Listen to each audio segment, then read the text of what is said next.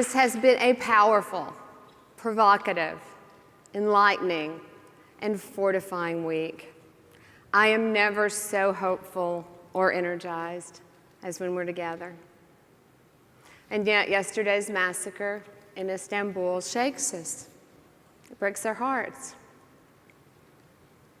I have no words, so I'll borrow from someone else's.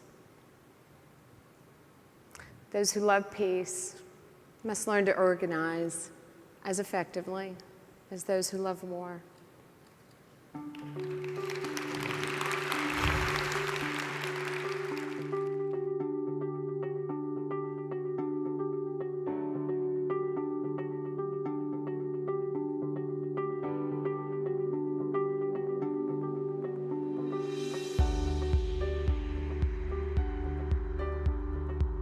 We live in a very competitive environment.